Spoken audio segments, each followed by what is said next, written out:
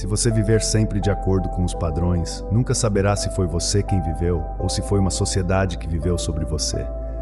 Faça tudo o que o mandam fazer e você será tudo, menos você. Enredado pelos limites sociais, matará e morrerá por ficções. Enquanto indisposto a morrer pela vida, nunca viverá além do mundo que o assassinou.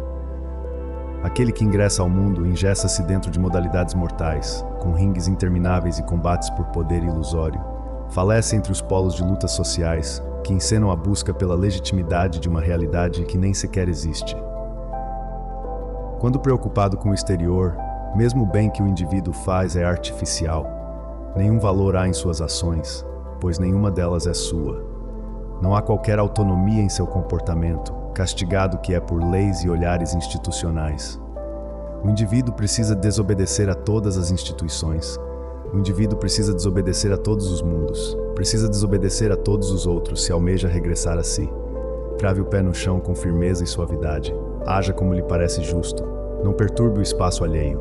Maus atos justificam leis e dogmas. Só milita por sociedades quem já perdeu seu infinito. Ao bom cultivador da vida, as doutrinas não têm onde alojar suas lâminas. E qual a causa? Nele não existe lugar para a morte. O indivíduo precede sua classe social, o indivíduo precede sua classe racial, o indivíduo precede sua classe sexual. Você veio da vida, não do mundo. Você veio do sem tempo, não do tempo. Você veio do que sempre é, não do que sempre foi. Se fosse para tudo ser como já foi, sequer haveria nascimento humano. Você nasceu porque o mundo não basta, mas vindo a ser como o mundo é, nega o motivo pelo qual nasceu.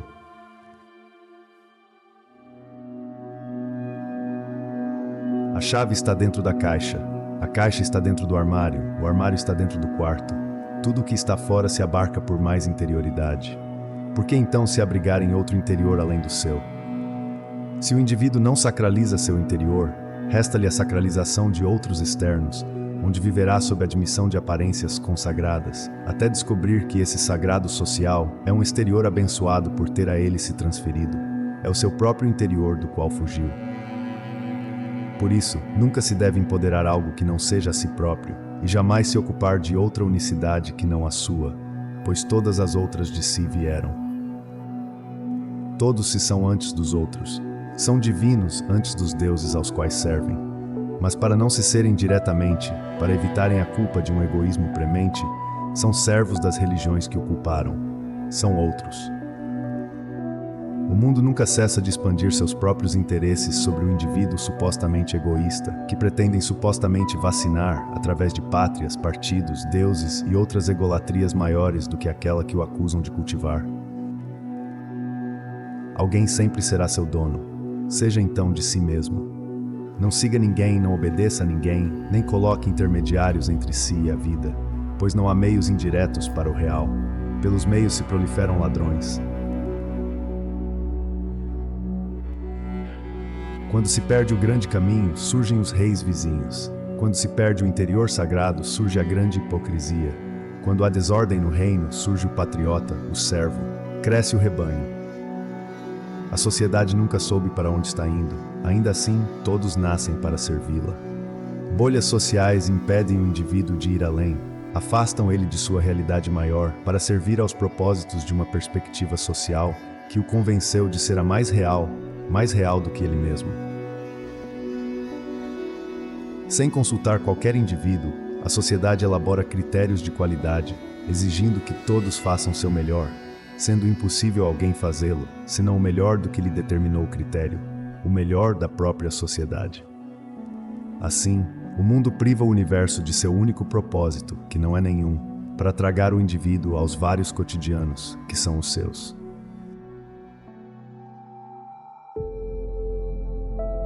Você ainda tem alguma relação com o fato de existir? Sua alma está dentro ou fora da unidade? Você existe ou é existido? Vive ou é vivido? Sua vontade é mais forte que a pressão que a sociedade lhe exerce? Seu centro é mais enraizado que a influenciação que os ventos sacodem? Quem pensa o que está fazendo? Você se conhece mais do que estranhos o conhecem? O que eles tanto lhe oferecem que pague a mentira instaurada em seu âmago? Por que ser uma farsa se isso não é verdadeiro? O que se esconde do que só você confessa?